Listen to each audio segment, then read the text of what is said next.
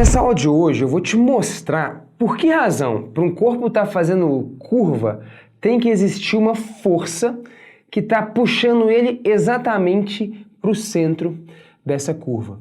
E também por que essa força que puxa ele para o centro não faz ele cair lá no centro da curva. E além disso, a gente vai construir aquela equação que calcula esse negócio, que chama força centrípeta. mv² sobre r. Talvez você já viu isso e tal, e já sabe mais ou menos como é que funciona, como é que se calcula, mas eu duvido que você já viu o raciocínio de por que a equação é exatamente essa. A gente vai construir ela de um jeito meio inédito. Essa eu tenho certeza que você nunca viu, porque eu mesmo nunca vi em nenhum livro. E olha que eu já tenho uma caminhada boa estudando física, hein? Já é uma graduação, um mestrado e sei lá, 30, 40 livros de física aí. Salve, salve, Universo Narrado. Felipe Kisoli aqui. E essa vai ser uma aulinha daquelas assim, o fino do fino. Vai ser realmente feito no bigode, tá? Não é pra qualquer um. Essa aqui é aquela aula pro aluno do Universo Narrado, né? Aquela pessoa mais curiosa, que quer entender um pouquinho melhor as coisas. Lá nas lições de física, naturalmente, eu demonstro a aceleração centrípeta, de onde que ela vem. Mas esses dias eu estava refletindo, lendo alguns materiais e acabei construindo uma ideia aqui meio inédita, que nem eu tinha feito. Então, essa construção que eu vou fazer aqui da fórmula da força resultante centrípeta é até diferente daquela que eu faço nas aulas regulares de lições de física, então acho que você vai curtir bastante. Bom, vamos lá, como é que funciona? O que você precisa saber aqui? Você precisa saber um pouquinho de leis de Newton, um pouquinho de impulso e momento linear, quantidade de movimento, né? E colisões, beleza? Com esse raciocínio a gente vai conseguir construir isso aqui. E de quebrada um pouquinho também sobre o infinito. Mas esse aí vai ser mais light, a gente vai conversar e construir juntos aqui. Se liga só, qual que é o raciocínio? A gente vai imaginar um corpo, né, que está numa trajetória que é um polígono, beleza? Vou começar com um polígono de 4 lados, depois a gente vai para um hexágono de 6 lados, depois a gente vai aumentar esse número de lados infinitamente para a trajetória se aproximar de uma circunferência. Primeira coisa, imagina o seguinte, esse cara está seguindo uma trajetória que é isso aqui, ó, um quadrado. Beleza? E esse quadrado, que é a trajetória dele, imagina ele inscrito numa circunferência. Essa circunferência ela vai funcionar como se fosse uma parede. Imagina um corpo rígido mesmo, essa circunferência aqui. De tal modo que, por exemplo, a partículazinha vem aqui com velocidade V1, ela bate na parede, puf, e depois do choque ela vem pra cá. Aí aqui, por exemplo, ela bate na parede, depois do choque ela vem pra cá, ela vem aqui, bate na parede e faz esse movimento.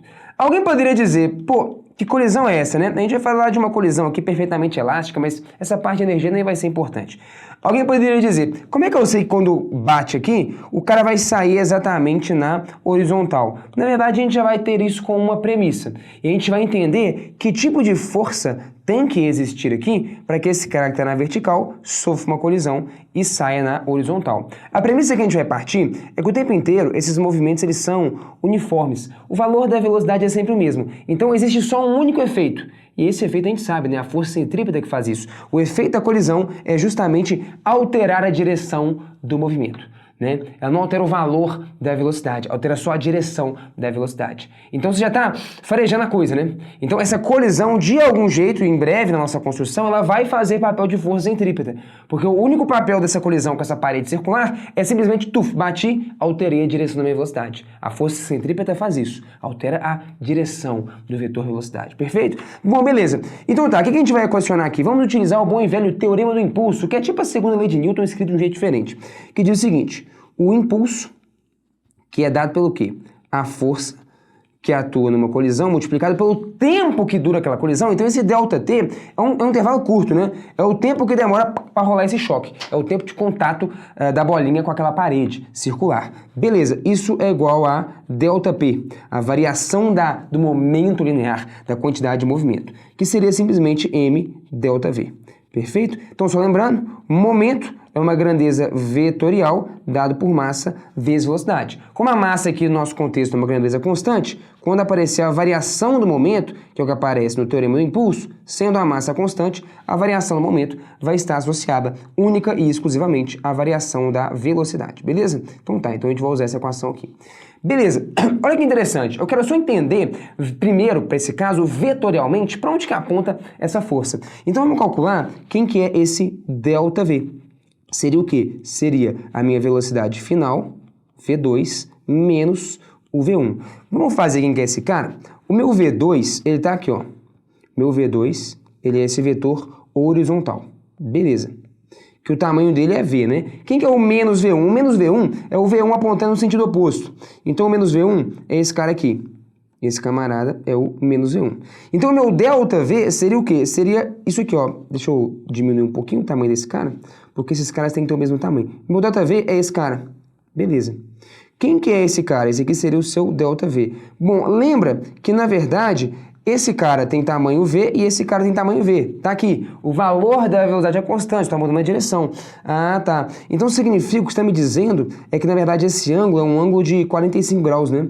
Ah, esse ângulo é um ângulo de 45 graus. Esse triângulo é retângulo isósceles. Ah, é verdade. Π sobre 4. 45 graus. Ou seja, o vetor força, ele aponta na mesma direção e sentido, acompanha o raciocínio aqui, ó. O vetor força, F, aponta na mesma direção e sentido do vetor ΔV. Mas o vetor ΔV, olha ele aqui. Se você quiser calcular, inclusive, né, ele valeria V raiz de 2, mas o valor não vai ser muito importante, não. O vetor ΔV aponta num ângulo que faz 45 graus, ou seja, o vetor força aponta num ângulo que faz 45 graus. Então, quando essa bolinha se choca contra a parede circular, para ela sair na horizontal, a força aqui, ó, do choque, ela faz qual direção? Ela faz uma direção que faz aqui, ó, 45 graus, beleza? Com a horizontal. 45 graus significa que ela está ao longo da diagonal do seu quadrado, significa que ela aponta para o centro.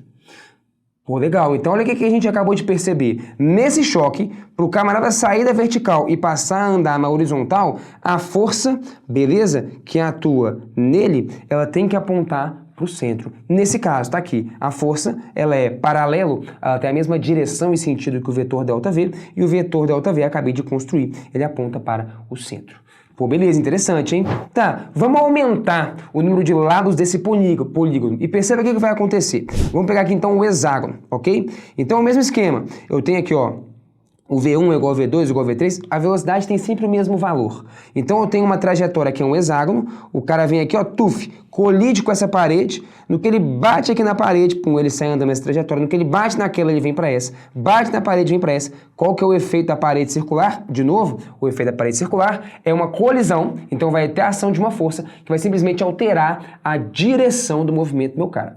Perceba que essa trajetória aqui é um hexágono, ela até parece um pouco mais com a circunferência, ela se aproxima mais da trajetória circular do que o quadrado, por exemplo. Nossa discussão, inclusive, vai ser aumentar indefinidamente o número de lados desse polígono regular para que ele se aproxime de uma circunferência. A gente até usa isso para calcular, por exemplo, quanto que é a área de uma circunferência e tal. O Arquimedes foi um dos primeiros caras a fazer isso. É bom, beleza. O fato é o seguinte, eu vou utilizar aqui o mesmo raciocínio. O impulso, que é igual à força vezes o intervalo de tempo daquela colisão, isso é igual à variação no momento, que é mΔV. Mesmo raciocínio, o meu ΔV vai ser o V2 menos o V1. Beleza, V2 menos V1. Faz isso aí. V2 está aqui na horizontal, menos V1 é esse cara apontando no sentido oposto. Então vamos fazer a geometria desse negócio aí, ó. V2 é esse vetor e menos V1 seria mais ou menos esse cara aqui, ó. Todos eles têm tamanho V, beleza? Então esse cara aqui é o meu V2, seria esse cara, e o menos V1 é aquele camarada ali.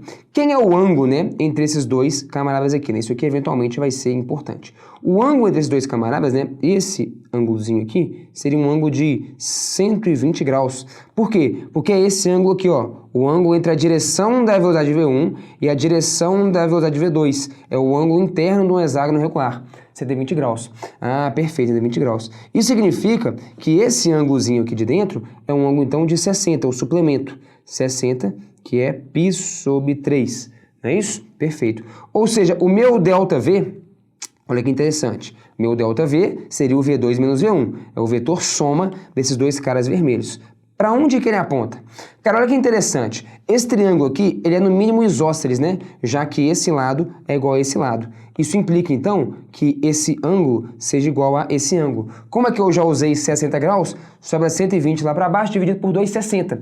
Ah, então aqui também é 60 e aqui também é 60. Opa, peraí. Significa que o seu vetor força, que é paralelo ao vetor ΔV, ele é um vetor que faz o quê? Que faz um ângulo de 60 graus com a horizontal, com a direção do vetor V1. 60 graus com a horizontal significa que quando esse cara se choca contra essa parede, essa minha força, ela vai atuar onde? Aqui, ó, resultante centrípeta. Ela vai atuar exatamente apontando para o centro da trajetória. Por quê? Porque esse ângulozinho é um ângulo de 60 graus. Π sobre 3. Por que é um ângulo de 60 graus? Eu não sei. Bom, você pode pegar um hexágono regular e dividir ele. Todo polígono regular você pode fazer isso na verdade, né? Você pode pegar um hexágono regular e dividir ele em vários triângulozinhos que vão ser isósceles. Isósceles não, desculpa, né? Qualquer polígono vale isso. Você pode dividir um polígono regular de n lados em n triângulos isósceles. Mas, na verdade, no caso do hexágono regular, esse triângulo não é só isósceles, ele é equilátero, né? Então, esse lado é igual a esse lado, que é igual a esse lado. Então, cada ângulozinho desse aqui, ó, é um ângulo de 60 graus. Então, se a minha força, ela faz um ângulo de 60 graus com a horizontal, eu tenho certeza absoluta que essa minha força, ela está ao longo do lado de um desses triângulos equiláteros, em que eu posso decompor o meu hexágono, eu sei com certeza, então, que ela está apontando para o centro. Pô, mais uma evolução nessa nossa conclusão. Então eu entendi.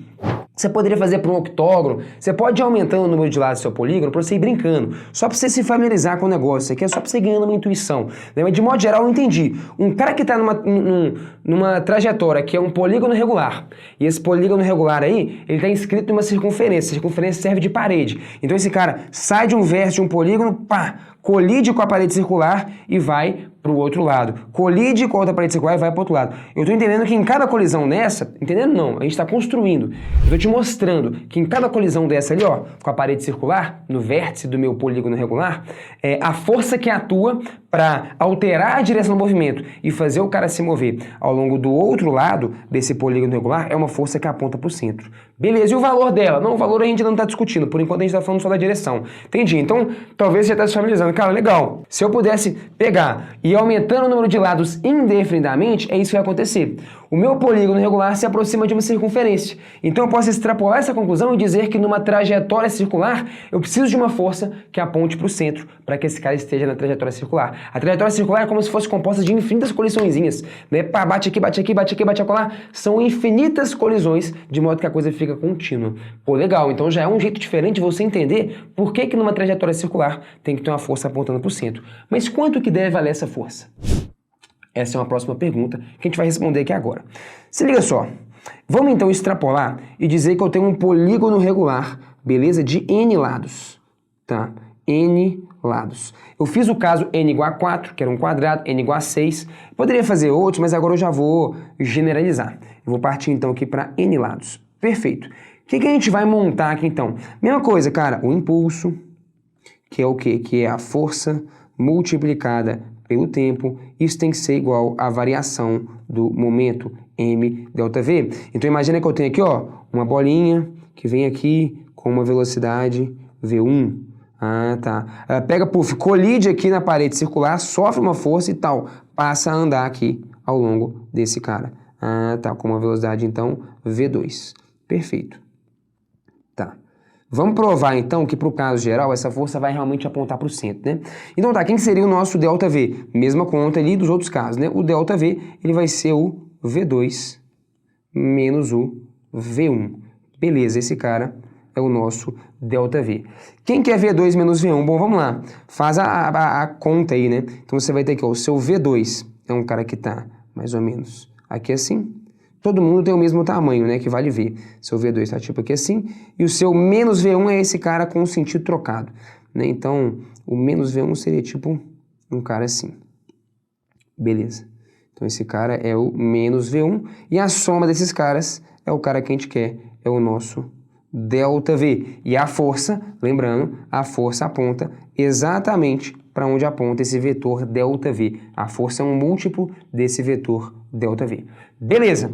Tá, como é que eu descubro aqui, então, para onde que aponta, né, essa força? Bom, a gente poderia fazer uma brincadeira, que é o seguinte, olha só. Esse ângulo aqui eu vou chamar de alfa e esse ângulo de alfa. Que relação que a gente tem? Se eu olho esse triângulo aqui, o θ, que é aquele ângulo central, inclusive esse θ eu já posso até questionar quem que é ele, né? O θ, ele é 2π 360 graus dividido por n, né? Se o n vale 6, que é o hexágono, 360 dividido por 6, 60 graus seria o meu ângulo central. Ah, tá. Se o n é 4, então eu teria 2π, 360 dividido por 4, 360 dividido por 4, 90 graus é o meu ângulo central. Ah, tá. Como n é o número de lados do meu polígono regular, eu vou conseguir picotar ele em n triângulozinhos iguais. Ah, tá. E cada ângulozinho desse, então, é 360 graus, a volta completa, dividido por n. Perfeito. Em breve a gente vai utilizar esse resultado, eu já vou até deixar ele aqui. Θ 2π sobre n. Perfeito. O que eu posso equacionar aqui, ó? Que θ mais 2α tem que ser o quê? Tem que ser π, 180 graus, que é a soma dos ângulos internos desse triângulo. Beleza. Bom, então tá. O que a gente vai equacionar? Olha só, eu estou interessado em saber isso aqui, ó. Qual que é o ângulo, beleza, formado entre a direção da velocidade V1, que seria tipo essa direção aqui, ó. Não é isso? E a direção da velocidade V2. Por quê? Porque isso aparece aqui, ó. Esse ângulozinho aparece aqui, ó. O ângulo entre V2 e V1. Ah, verdade aqui, ó. Ângulo entre vetores V2 e vetores V1. Beleza, eu quero saber quem que é esse cara. Quem que é esse camarada? Bom, vamos lá. Você poderia pensar assim, ó. Aqui vale alfa. Por quê? E aqui também vale alfa. Porque esse triângulo que tá aqui, ó, é igual a esse triângulo que tá aqui. Ah, beleza. Então, vamos pegar, ó, esse ângulozinho aqui, ó, de azul. Beleza? Esse ângulozinho de azul é o gama. O que você poderia escrever? Bom, você poderia escrever que gama mais 2α tem que dar 180. Por quê? Porque esse ângulo inteiro aqui, ó, é um ângulo raso. É um ângulo de 180 graus. Acompanha aqui essa reta, tá vendo? Ah, tá. Tem essa reta aqui. Tá enxergando? Alfa mais alfa 2α mais gama 180. Ah, beleza. Então aqui, ó, gama mais 2α é 180. O que você conclui? Cara, você conclui que, na verdade, o seu gama é o θ, né? Ah, tá. Θ mais 2α é 180, gama mais 2α é 180. Ah, tá. O gama é simplesmente o θ. Então, vamos colocar aqui, ó. O gama, ele é simplesmente o θ. Beleza. Pô, maneiro. Então, gama é justamente o ângulozinho entre os vetores aqui, ó. Entre a direção, beleza, do vetor V1 e a direção do vetor V2. Ah, tá. Que é esse ângulo aqui. Entre V2 e entre V1. Esse cara é o gama. Só que o gama é quem? É o θ. Pô, beleza. Pera aí, mas se aqui é θ, quem que tem que ser esses ângulos aqui, ó? Esses ângulos tem que ser alfa e alfa. Ah, tá. Esse triângulozinho que está aparecendo aqui, ele vai ser semelhante àquele triângulo ali. Na verdade, isso já acontecia nos outros casos. Não sei se você notou isso, mas isso acontecia. Esse triângulozinho de vetores, ele sempre fica semelhante a esse triângulo aqui, beleza? Que é em que o polígono ele é picotado. Tá bom? Não sei se você se deu conta não, mas nos outros casos já acontece. Depois você volta e repara. Mas beleza. O fato é o seguinte. Olha que interessante. Perceba.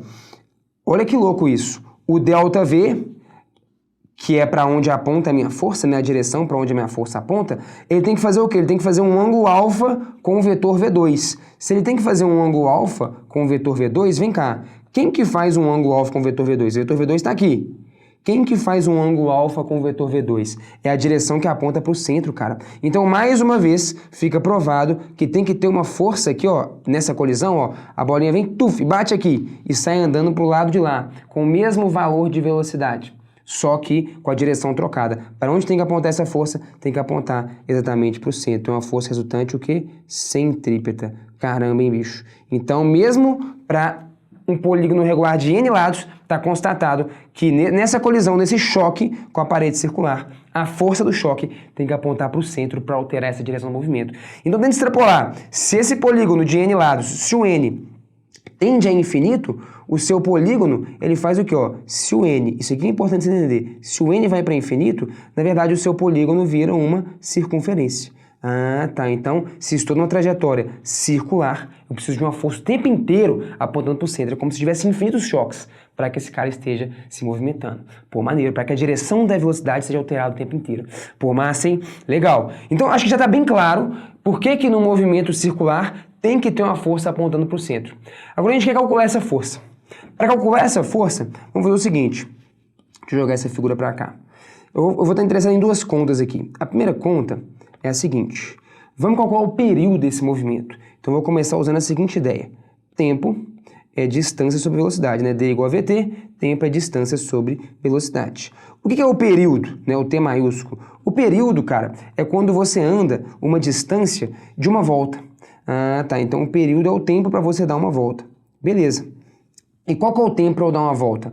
Cara, se eu chamar de, digamos, L, esse tamanhozinho aqui, e se meu polígono tem N lados, dar uma volta é percorrer uma distância igual a NL. L é o lado do negócio. Se eu percorrer N lados, eu fechei meu polígono inteiro de N lados e eu dei uma volta completa. Tá, então a distância, né? A distância que eu tenho que andar para dar uma volta completa é NL, para completar um período. N vezes L. Perfeito.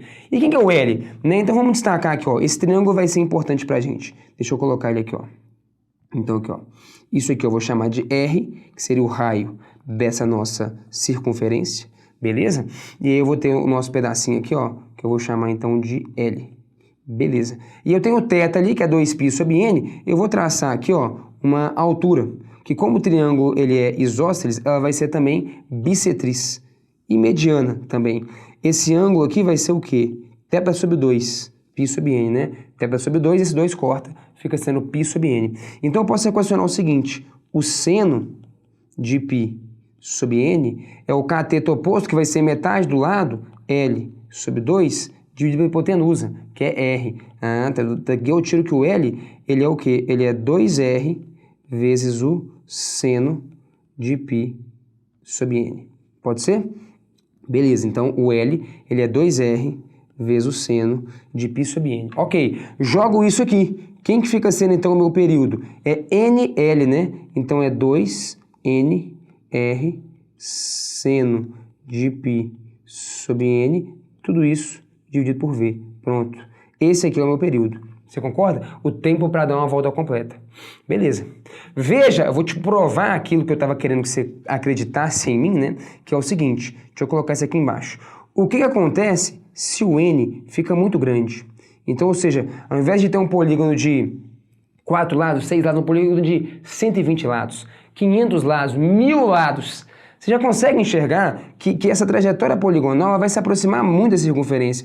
Porque o seu polígono de 1000 lados é que ele bate aqui, depois bate ali, depois bate ali, depois bate aqui, sacou? Você quase se confunde muito a trajetória retilínea com a circunferência. Beleza, é isso que eu quero, né? Eu quero chegar no movimento circular. Então, se o N vai para infinito, vamos ver se está de acordo. Para quanto que vai o meu período? Bom, se o N vai para infinito, você concorda comigo que esse ângulo é muito pequeno. Porque se o N é 1000, isso aqui é 360 dividido por 1000, né? Eu tenho que ter 1000 triângulos aqui, entendi? Esse θ fica cada vez menor, até porque o θ é 2π sobre N, né? Se o N cresce, o θ diminui. Quanto maior é o N, menor é o θ.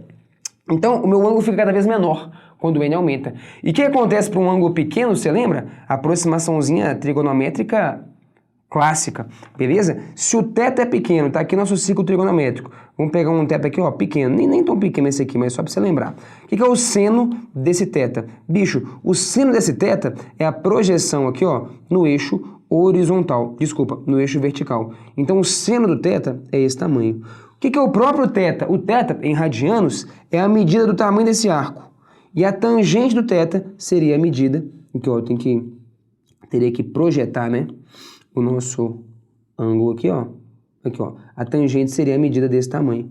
Você tá vendo que tudo é muito parecido, cara. O tamanho verde, que é o seno, com o tamanho roxo e o tamanho amarelo, todos são muito parecidos. E olha que aqui o θ nem tá tão pequeno. Eu tô falando de θ pequeno mesmo, tipo assim, um negócio assim, sacou? Tá maluco? O tamanho aqui do arco vai se aproximar muito da projeção vertical, que é o seno, que vai se aproximar muito da tangente. Ah, tá. Então, pro θ pequeno, uma aproximaçãozinha que a gente usa é o seguinte. É que, o seno de θ é aproximadamente igual a θ, que é aproximadamente igual a tangente de θ. Esse θ é em radianos. Então, só lembrando, seno de θ é o cara de verde, é a projeção aqui nesse eixo. Θ é justamente o θ em radianos, né? É o comprimento daquele arco. E a tangente é a projeção de roxo aqui, né? No eixo das tangentes, no eixo vermelho. Beleza, então eu vou utilizar essa aproximação para ângulos pequenos, mais especificamente que o seno é igual ao ângulo, né? Seno de θ é igual a θ, pode ser? E quanto menor o ângulo, mais próximo, mais precisa, né? A aproximaçãozinha fica. Então o que eu vou falar aqui é que o seno de π sobre n é aproximadamente igual a π sobre n. O seno de um ângulo é aproximadamente igual ao ângulo se o n é muito grande. Então o nosso período vai virar o quê? 2nr sobre v. No lugar do seno de π sobre n, a gente vai pôr o quê? π sobre n. O que acontece? O n corta. O que virou, então, o tempo, o período 2πr sobre v? Pera aí, mas o período não é a distância que eu tenho que andar em uma volta dividido pela velocidade? Então eu estou falando que a distância que eu tenho que andar em uma volta, se meu polígono tem um n muito grande de lados, é igual a 2πr. O que é 2πr? Comprimento de uma circunferência. Você pode enxergar várias coisas aqui. Você pode entender que talvez eu acabei de demonstrar para você que o comprimento de uma circunferência é 2πr. Ou se você preferir, eu acabei de te provar que quando eu pego um polígono de n lados, um polígono regular inscrito numa circunferência, quando esse n cresce muito, esse polígono se aproxima daquela circunferência. Por quê? Porque o perímetro do polígono, que é NL, né? L é um lado, N é o número de lado, então NL é o perímetro do polígono. O perímetro do polígono vira o quê? Vira o perímetro de uma circunferência. Então o polígono ele se aproxima e se torna uma circunferência à medida que N tende a infinito. Beleza, então o nosso período 2πr sobre V. A gente está acostumado, isso aqui é uma equaçãozinha conhecida do movimento circular uniforme, né? O período é 2πr sobre velocidade, distância sobre velocidade. Pô, legal, então está demonstrado uma coisa que é importante de se entender aqui, beleza? Ok, o que mais então? Qual que é a próxima coisa? Cara, a próxima coisa seria o seguinte, deixa eu pegar esses caras aqui e jogar um pouquinho para cima, né? Então, a próxima parte que a gente teria que montar é o seguinte, vamos lá então, vamos de fato agora fazer essa conta aqui, né? Vamos abrir um pouquinho essa conta. Olha só, eu vou até pegar daqui mesmo então, ó. Então, eu vou ter que a força, ela vai ser o quê? M sobre ΔT vezes ΔV, né? Beleza. O que você fez? Nada, eu só dividi por ΔT os dois lados dessa equação e estou tirando aqui a setinha, tá? Os vetores, porque eu já sei que ele aponta para o centro, que era a parte importante do ponto de vista vetorial. Beleza, como é que fica esse negócio aí? Quem que é o seu ΔV? Bom, eu posso calcular, utilizando quem? Esse triângulozinho. Vou desenhar ele aqui assim, que eu acho que fica mais fácil. Esses vetores vermelhos têm valor V. Por que valor V? Porque esses caras, o valor da velocidade é constante. Estou partindo da premissa que o movimento é uniforme aqui, né? Só para ficar mais fácil. O valor da velocidade não muda. Então aqui, ó, vamos lá. Aqui é θ, que é 2π sobre n. Quando eu traço uma altura, eu vou ter θ sobre 2, que é o quê? Π sobre n. Vou botar aqui, ó, θ sobre 2. E aqui eu posso fazer algo parecido. Eu posso calcular o seno de θ sobre 2, ele é o que? O cateto oposto, que seria o quê? Metade do ΔV, que é esse pedacinho, sobre V. Então eu vou ter aqui, ó, o seno de θ sobre 2 é o quê? θ é 2π sobre n. Então esse aqui é o seno de π sobre n, metade do θ. Isso é ΔV sobre 2V.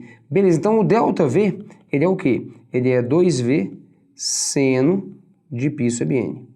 Seno de π sobre n. Perfeito. Então eu posso colocar aqui, por exemplo, ó. Ok, então isso aqui vai ser o quê? Isso aqui vai ser igual a M vezes ΔV, que é 2V seno de π sobre n, seno de π sobre n. E esse ΔT, cara, esse ΔT aqui é zoado, né? Porque esse ΔT, se você for parar para pensar, ele é o quê? Bom, vamos lá. Por enquanto isso aqui é a força. O que acontece se o n vai para infinito? Por que eu estou fazendo o n para infinito? Eu quero um polígono de muitos lados, para que a coisa se aproxime de uma trajetória circular, porque eu quero saber a força centrípeta, que é a força que atua no cara quando a trajetória é circular. Ah, tá, então eu vou jogar o n para infinito. Beleza. E de fato a gente já sabe que jogar o n para infinito aproxima de fato da trajetória circular e tal, a gente construiu essas ideias. Perfeito. Como é que fica então? Que aproximação que eu vou ter aqui, ó? Eu vou ter m vezes 2v sobre o tempo de cada colisão, que é ΔT, vezes seno de π sobre n. O que acontece aqui, cara? Isso aqui vai ser π sobre n. Né? O seno de um ângulo é aproximadamente igual ao próprio ângulo. Perfeito. Só que, aí sim, cara, olha que interessante. O que é esse cara? ΔT é o tempo de cada colisão. E n seria o número de lados do polígono, consequentemente igual ao número de vértices do polígono, que é igual então ao número de colisões, né? Aqui, ó, o polígono tem, sei lá, 6 lados. Se tem 6 lados, quantas colisões eu vou ter? 6 é igual ao número de vértices, até uma colisão em cada vértice. em uma volta pelo menos, né? Em uma volta são 6 colisões. Ah, tá, n igual a 4, 4 colisões, beleza. N qualquer, então n é o número de colisões. Tá, só que se o n vai para infinito, ou se o n é muito grande, olha que louco. O cara sai de uma colisão, tuf, aqui, ó, vou tentar imaginar aqui, ó. Tá aqui, ó, o cara sai de uma colisão, tuf, vai para outra. Sai de uma colisão, tuf, vai para outra. Sai de uma, vai para outra. Sai de uma, vai para outra. Você tá enxergando? Eu vou ter um polígono regular de n lados que vai se aproximando de mais a circunferência. Então, na verdade, se eu pegar o tempo de cada colisão e multiplicar pelo número de colisões, isso aqui vai ser o quê, cara? Isso aqui é o período. Isso aqui é o período, o tempo de dar uma volta. Porque em uma volta eu tenho n colisões. ΔT é o tempo de cada colisão. Então, n vezes ΔT é o período. Alguém poderia falar, não, não é, porque na verdade a colisão é só aqui, ó, plau. Você está ignorando o tempo de eu transitar entre dois vértices. Beleza, mas é porque se o n tende a infinito, qual que é o tamanho do lado? Ele é quase zero. Então você não transita entre dois vértices, meio que só tem vértice. Eu pipoco de um vértice, tum, tum, tum, tum, tum, você enxergou? Ah, tá. Sacou a ideia? Então, na verdade, o tempo de transição entre dois vértices, ele não existe quando o número de lados é muito grande. Né? Eu só tenho vértice, eu só tenho colisão. É pá, pá, pá, pá, pá, o tempo inteiro são colisões.